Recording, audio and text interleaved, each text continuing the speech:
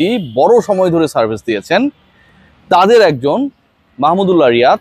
তার টি-20 ক্যারিয়ারের এন্ডিংটা দারুণ। ডেফিনেটলি আমার মনে হয় যে মাহমুদুল্লাহ আফগানিস্তানের সাথে যে ইনিংসটা খেলেছেন ওই ইনিংসের পরে আমার মনে হয় না যে আসলে টি-20তে তাকে বিবেচনা না করলে সে অতটা মাইন্ড। আসসালামু আলাইকুম সুপ্রিয় দর্শক বন্ধুরা, তবে কি এবার শেষ পর্যন্ত টি-20 থেকে অবসর নিতে যাচ্ছেন মাহমুদুল্লাহ রিয়াদ? এবার নাকি ভারত সিরিজ শেষে টি-20 থেকে অবসরের ঘোষণা দেওয়ার কিছুটা ইঙ্গিত পাওয়া গিয়েছে। এমন ঘটনা যদি হয় তাহলে টি-20 থেকে ইতিমধ্যে পঞ্চপাণ্ডবের সকলে অবসরের ঘোষণা দিয়ে দিয়েছেন। দর্শক বন্ধুরা, এবার সেই সকল বিষয় নিয়ে আপনাদের মাঝে বেশ কিছু গুরুত্বপূর্ণ তথ্য তুলে ধরেছে এবং সেই সাথে মাহমুদুল্লাহ রিয়াদের অবসরকে কেন্দ্র করে রিয়াজ ও তাজিম ভাই বেশ কিছু চমৎকার তথ্য দিয়েছেন। তো দর্শক বন্ধুরা, চলুন আমরা সেই সকল বিষয়গুলো জেনে নেই। তাহলে কি ভারত সিরিজ হচ্ছে মাহমুদুল্লাহ রিয়াদের টি-20 শেষ সিরিজ? তো দর্শক বন্ধুরা, পুরো ভিডিও দেখবেন, তাহলে এই সকল বিষয়গুলো পরিপূর্ণ বুঝতে পারবেন। কি মনে করবেন যেটা যৌক্তিক, তবে আমার কাছে মনে হয় যে এই আলোচনাটা শুরু করা দরকার, এই আলোচনাটা হওয়া দরকার।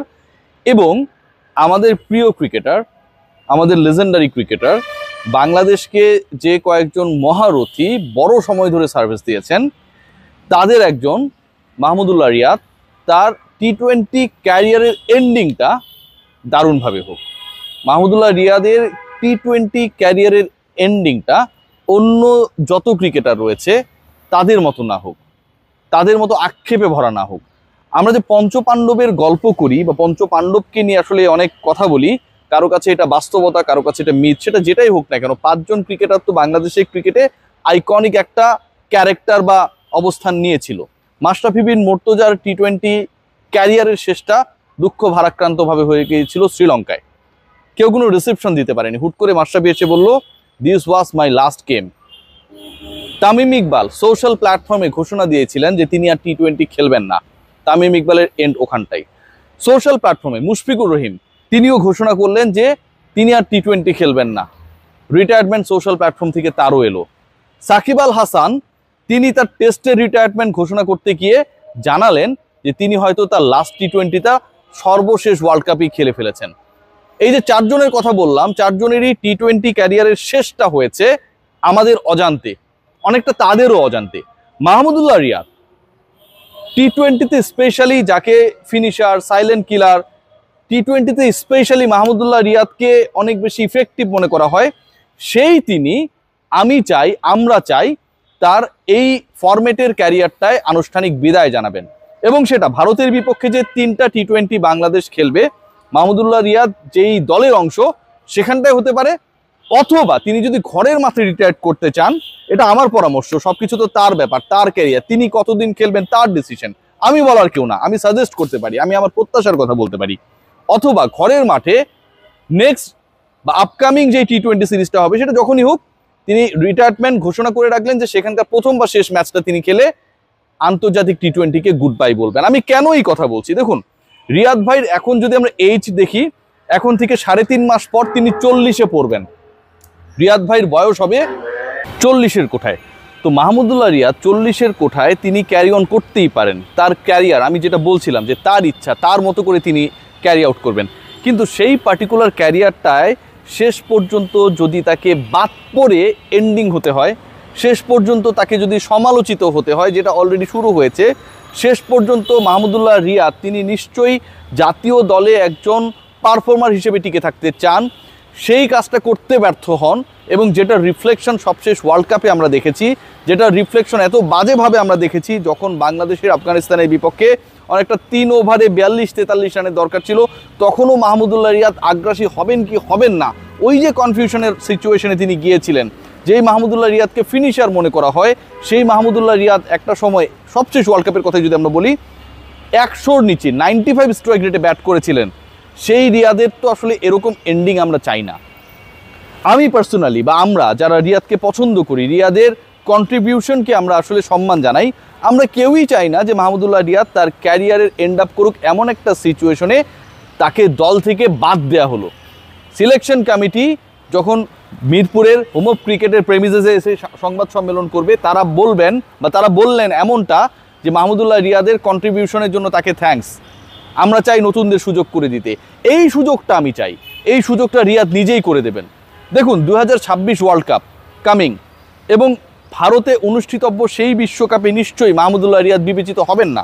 যদি আমরা প্রেজেন্ট সিচুয়েশন, তার পারফরমেন্স, আপকামিং ক্রিকেটার সব কিছু বিবেচনা করি, এটাই তো বাস্তবতা। তাহলে 26 ওয়ার্ল্ড কাপে যদি মাহমুদুল্লাহ রিয়াদ বিবেচিত না হন, 1.5 বছর পরে যে বিশ্বকাপ, মাহমুদুল্লাহ রিয়াদের মতো একজন ক্যারেক্টারকে আপকামিং যারা ইয়াংস্টার যারা তাকে রিপ্লেস করবে, যারা তাকে বা তাদেরকে সেই সুযোগটা করে দেওয়ার মঞ্চটা তৈরি করে দেওয়া উচিত। তো মাহমুদুল্লাহ রিয়াদ তো সেটা করে দিতেই পারেন। আমরা দেখছিলাম যে তানজিদ তামিম তিনি একটা পোস্ট করেছেন তার সোশ্যাল হ্যান্ডেলে, এবং সেখানটায় তিনি তামিম ইকবাল খানকে থ্যাঙ্কস জানিয়েছেন।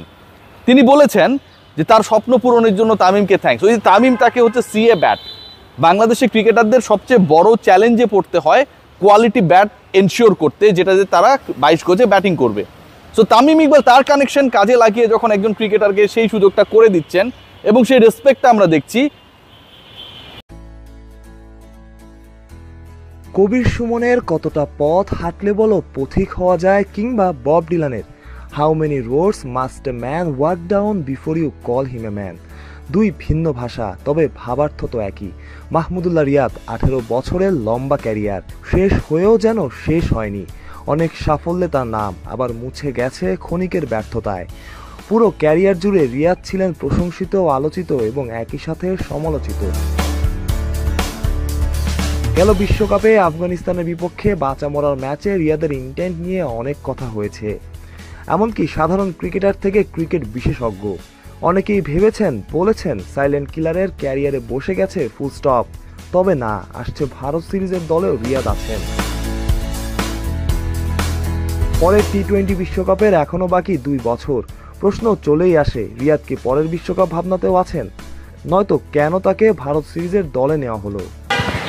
দেখেন, লাস্ট টি-20 ওয়ার্ল্ড কাপের সময় আসলে আমাদের সিলেক্টরদের উচিত ছিল যে ফিউচার প্ল্যানিং করাটা, এবং সেই জায়গায় ডেফিনেটলি আমার মনে হয় যে মাহমুদুল্লাহ আফগানিস্তানের সাথে যে ইনিংসটা খেলেছেন, ওই ইনিংসের পরে আমার মনে হয় না যে আসলে টি-20তে তাকে বিবেচনা না করলে সে অতটা মাইন্ড করতো। আমার মনে হয় যে যদি আপনি তাকে বলতেন যে আমরা তোমাকে আর বিবেচনা করছি না, যেহেতু 2026 টি-20 ওয়ার্ল্ড কাপ আমরা নতুনভাবে প্ল্যান করব, যেহেতু সিলেক্টররা হয়তো বা এখনই সরাতে চায়নি, যেহেতু সাকিব খেলছেন না এবং ক্যাপ্টেনও অত ভালো ফর্মে নেই, সেই কারণে হয়তো বা সিলেক্টররা ওই রিস্কটা নেয়নি যে মাহমুদুল্লাহকে সরিয়ে আরেকটা ইয়াং কাউকে নিবেন। বেশি পাকা টমেটো আর সিক্রেট রেসিপির কম্বিনেশনে তৈরি ব্রাউন সসের বস। কিছু ক্রিকেটারের ব্যাপারে সিদ্ধান্ত নিতে ক্রিকেট বোর্ডকে সাহসী হতে হয়। মাঝে মধ্যে কল থাকে ক্রিকেটারদের নিজেদের। রিয়াদের সিদ্ধান্তটা হয়তো তার নিতে হবে নিজেকেই। ডেফিনেটলি আমি মনে করি যে মাহমুদুল্লাহ হয়তো বা, আমি সারপ্রাইজ হব না যে যদি ইন্ডিয়াতে একটা ভালো একটা ইনিংস খেলে বলে দেয় যে আমি আর খেলবো না, যেটা সে টেস্ট ক্রিকেটে করেছেন জিম্বাবুয়ের সাথে 150 করে। সে আওয়াজ দিয়ে বলতে পারেনি বোর্ড প্রেসিডেন্টের কারণে যে আমি রিটায়ার্ড, কিন্তু আমি শিওর যে এবার যদি সে ইন্ডিয়া সিরিজে 3টা ম্যাচে একটাতে ভালো অসাধারণ একটা ইনিংস খেলে বাংলাদেশ জিততে পারে, তারপর যদি সে বলে দেয় যে না আমি টি-20 থেকে সরে যাচ্ছি, আমি অবাক হব না। ক্রিকেটারদের বিদায় নিয়ে জল খোলার ঘটনা বাংলাদেশ ক্রিকেটে একদম ডাল ভাতের মতো। রিয়াদও কি তবে আছেন সে পথেই? ওই সময়টা আসলে ভয়টা এইটা ছিল, দেখেন মাহমুদুল্লাহকে যে টেস্ট টিমে নেওয়া হয়েছিল জিম্বাবুয়েতে, সেটা কিন্তু সিলেক্টরদের সিলেকশনে আসে নাই, সেটা পুরোপুরি বোর্ড প্রেসিডেন্টের কথায় এসেছেন। কারণ সে 18 মাস কিন্তু ফার্স্ট ক্লাস ক্রিকেট খেলার বাইরে ছিল। একটা প্লেয়ারকে আপনি টেস্টে নিচ্ছেন, সে ফার্স্ট ক্লাসই খেলে না 18 মাস ধরে, আপনি তাকে টেস্ট ক্রিকেটে নিচ্ছেন, সিলেক্টররা কিন্তু হয়তোবা তাকে নেওয়ার পক্ষে ছিল না। তো দর্শক বন্ধুরা, প্রেসিডেন্টের কলে সে গিয়েছে এবং সেই সাথে এই সকল তথ্যগুলো জেনে অবশ্যই বুঝতে পেরেছেন এবার শেষ পর্যন্ত একে একে পঞ্চপাণ্ডবের সকল বিদায় নিতে চলেছেন। একমাত্র মাহমুদুল্লাহ রিয়াদই রয়েছেন পঞ্চপাণ্ডবের টি-20 ক্যারিয়ারের একমাত্র নক্ষত্র। তো দর্শক বন্ধুরা, আপনারা এই পুরো ভিডিও দেখে এবং সেই সাথে সকল তথ্যগুলো জেনে আপনাদের কাছে কি মনে হচ্ছে? তবে কি এবার শেষ পর্যন্ত টি-20 থেকে অবসর নিতে যাচ্ছেন মাহমুদুল্লাহ রিয়াদ, শুধুমাত্র ওডিআই খেলে আগামী চ্যাম্পিয়ন্স ট্রফি খেলে হয়তো ওডিআই থেকেও বিদায় নিতে হচ্ছে এই সাইলেন্ট কিলারের? তো দর্শক বন্ধুরা, সব মিলিয়ে আপনাদের কাছে কেমন হচ্ছে অবশ্যই কমেন্ট করে জানিয়ে দিবেন। তো দর্শক বন্ধুরা, ভালো থাকুন, সুস্থ থাকুন, আল্লাহ হাফিজ, আসসালামু আলাইকুম ওয়া রাহমাতুল্লাহি ওয়া বারাকাতুহু।